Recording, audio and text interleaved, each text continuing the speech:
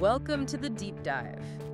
Today, well, our mission is to unpack a really staggering story. It's about control, arrogance, and this ultimate paradox in modern crime. Yeah, we're digging into the sources around someone who, for decades, managed to hide one of the darkest realities you can imagine. And did it right out in the open, that's the thing. It really brings up that fundamental question, doesn't it? How does a monster hide? We're going into the history of Wichita, Kansas, to look at how this highly respected community figure. Right, a married dad, city worker, even president of his church council. Exactly. How could that person also be terrorizing the same community for, what, 30 years? It's that tension, isn't it, between the church leader image and the killer reality. It's deeply unsettling. Our focus is Dennis Rader, known mostly by the name he gave himself, the one he used to talk to the world, BTK. Okay, let's unpack this whole decades-long performance. To really get the shock, you need to picture Wichita in '74. It was, the kind of place people felt safe, didn't always lock their doors. Pretty standard for the time in many places, I guess. Right, and that feeling just got shattered violently. Yeah. January '74, the Otero murders. The details from the sources on that first one are just horrific. A 15-year-old kid comes home from school, finds 4 members of his family, his parents, his 11-year-old sister, his 9-year-old brother, all of them. Tied up, strangled. The police, you read the reports, they were just floored. Right. No forced entry, apparently no clear motive, just this level of personal brutality they hadn't really seen. Exactly. The killer was operating with this extreme internal control from the start, and that carried on. A few months later, he attacked Catherine Bright. He was interrupted that time, though, by her brother. Yes, the brother survived being shot, incredibly. But Catherine didn't make it. And the trail just went cold, like instantly cold, left the police with basically nothing, just fear spreading through the city. But see, he didn't want to stay a ghost. Not yet. This is where he, forces himself into the narrative. The letter. Fall of '74, right. Found in a book at the public library. An engineering book, yeah. Claiming responsibility for the Oteros, giving details only the killer would know. That's the moment, isn't it? He stops being just a hidden attacker and becomes an active player, taking ownership. Precisely. And he gives himself that name. BTK. Bind them, torture them, kill them. It's not just a name, it's like a mission statement he's publishing. It is. Detailing his dark fantasy for everyone. He was turning the crime itself into this, public performance. Writing about his monster, basically bragging, taunting the whole city. Yeah, he instantly became Wichita's boogeyman, turned that fear into something tangible, almost a character in their lives. And that brazenness, that control, it just ramps up in the next murders in '77. You really see his confidence growing. He's using the crime scene like his own stage. Oh, the arrogance was, staggering. Shirley Vian's murder. He actually locked her young kids in the bathroom while he committed the crime. God, that's cold. And then later that year, Nancy Fox. He didn't even wait for someone to find her. He called the police himself from a payphone. What did he say? The message was chillingly simple. You will find a homicide at 843 South Pershing. Just directing them. Directing the audience, like you said. And then, nothing. Silence. After '77, the letter stopped. The known murders stopped. And we're talking a huge gap here, nearly 30 years, right, through the whole '80s, the '90s. Okay, so the case just sort of faded, became this, urban legend, a ghost story everyone knew was real, but untouchable. Which brings up a key question for our deep dive here. How does a killer, especially one who seems to crave that attention, maintain that kind of psychological control, that silence, for 3 decades? That is the core puzzle, isn't it? For an ego like that, one that thrives on control, on being known, going dark seems almost impossible. So what did the sources suggest happened? How did he manage it? Well, it seems his very normal, even kind of dull public life became the outlet. His way of managing the monster, as he called it. He wasn't just dormant then, he was redirecting. Exactly. He swapped the extreme control of murder for the mundane control of local government, of rules and regulations. You mean his job, the city compliance officer? Yeah, the guy writing tickets for long grass or code violations.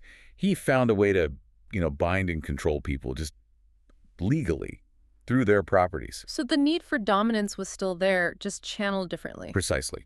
His marriage, his kids, being president of the Christ Lutheran Church Council. These roles were, you could argue, psychological substitutes. They provided structure, respectability. A perfect mask, hiding in the most visible, trustworthy places. While still getting that hit of dominance through petty enforcement. It's a fascinating, chilling adaptation. But even with the silence, the case wasn't totally forgotten, right? Oh, yeah. The sources mentioned specific detectives. Absolutely, and never left certain minds. Mhm. Detective Ken Landwehr, particularly. He just refused to let BTK remain a ghost. Kept the files active, kept thinking. And that persistence paid off. Because suddenly, 2004, the silence breaks. And the city just panics all over again. A local paper gets a letter. Weird return address. Bill Thomas Killman. Clever BTK, Bill Thomas Killman. Inside, stuff BTK had held onto for years. Vicky Weagle's driver's license. She was murdered back in 1986. And photos. Photos BTK himself took of her body. Chilling. So the ghost was back. Yeah. And clearly wanted the spotlight again, reliving his, quote, glory days. Okay, so this is where it gets really interesting.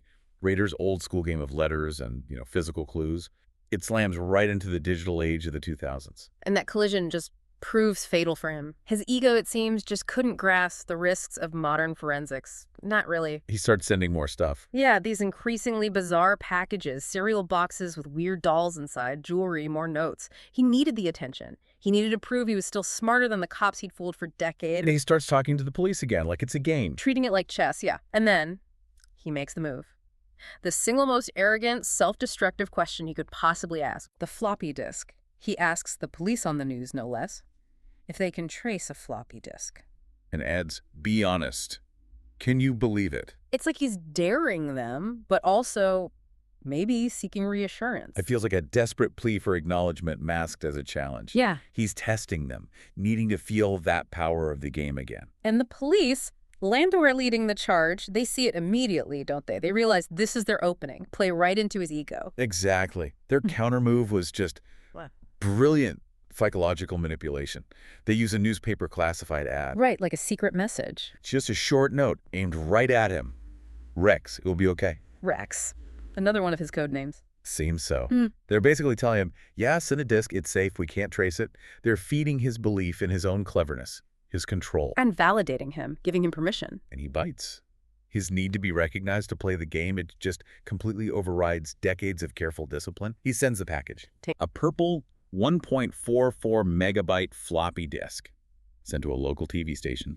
The second they got that disk, that 30-year-old cold case was about to crack wide open, all thanks to a tiny piece of plastic and a massive ego. So the computer guys get the disk, and they know better than to just, open the file and read the letter. Right, they went straight for the hidden stuff, the gold mine, the metadata. Explain that quickly. Metadata is like the information about the information. Exactly. Think of it like a digital receipt stamped onto the file. It shows when it was created, sure, but also what software was used, maybe previous versions, and crucially, the name of the computer it was last saved on and the name of the user logged in at the time. And that receipt just blew Rader's anonymity completely apart. Instantly. It revealed two absolutely critical, undeniable facts. One, the disk had been last used on a computer located at the Christ Lutheran Church in Wichita. Wow, okay. And two, the last user recorded in that metadata was simply Dennis. Dennis, at the church, the search just narrows immediately, doesn't it? Hyper-focused. Who is Dennis at Christ Lutheran Church? The answer comes back fast. Dennis Rader, 59 years old, president of the church council. Married father, city compliance officer. The mask just evaporates, shredded by a few kilobytes of hidden data. But that's still circumstantial, right? They needed something concrete, a forensic link. They needed DNA. And this is where the police, Landwehr pushing hard, make a really controversial but ultimately critical move. They get a warrant for his daughter's Pap smear records from her university clinic. To get her DNA, to compare it to... To compare it to the DNA they had preserved. Biological evidence found under Catherine Bright's fingernails back in 1974. That's an incredible leap, and ethically complex, surely. Hugely controversial at the time. It really paved the way for using familial DNA in cold cases, legally speaking. But they did it. They tested her DNA against the sample from 74. A perfect match. Familial match. The kindly neighbor, the church president, the guy writing tickets for messy yards. He was the monster, BTK, who'd haunted their city for 30 years. So the arrest itself, the sources describe it as almost mundane. Yeah, profoundly anticlimactic in a way. Yeah. Just a routine traffic stop as he's driving home from work. Ordinary. But Landwehr was there. Waiting in the back of the cruiser. The Yeah. weight of 3 decades sitting there with him. Yeah. And Landwehr asks Rader, does he know why he's been stopped, why he's really there. And Rader's response? Chilling. Just Quiet, confident, almost relieved. He says, "Oh, I have my suspicions." wow. Just like that. Like he knew the performance was finally over. It perfectly captures that ego, doesn't it? Believing he's finally being truly seen, acknowledged for his life's dark work, he confessed almost immediately. Talked for 30 hours straight. No lawyer. Just laid it all out. Describing the victims, the murders, in this flat, completely emotionless voice. No remorse. Not sorry at all. It was more like pride. He referred to his victims as his projects. Hashtag outro. When you connect all the pieces, Rader's decades of deception. The big takeaway, I think, the really profound implication, is how easily the most dangerous psychological forces, that deep need for control, that craving for recognition, can hide behind ordinary life. Behind, civic virtue even. The most terrifying monsters, really, are the ones hiding in plain sight. Yeah, blending in seamlessly. Just swapping one kind of dominance, the horrific kind, for a more mundane, socially acceptable kind. So what does this all mean for us looking back? I think the sources really highlight how that shift, the move into digital tools, it gave Rader the connection, the audience he craved again, but he just totally underestimated the forensic certainty those same tools created. He thought he was playing his old game, just with new pieces. Yeah. He basically uploaded the map to his own front door. It shows, doesn't it, that after decades of really meticulous discipline, that silence, it was the basic human need for recognition, that deep-seated ego that became his fatal flaw. It's what broke his own rules, his self-imposed quarantine, and led straight to his arrest. So here's something to think about. When we look at these really long-term cold cases, what role does that psychological need, the killer's need for control, for acknowledgement play, and maybe eventually forcing their hand?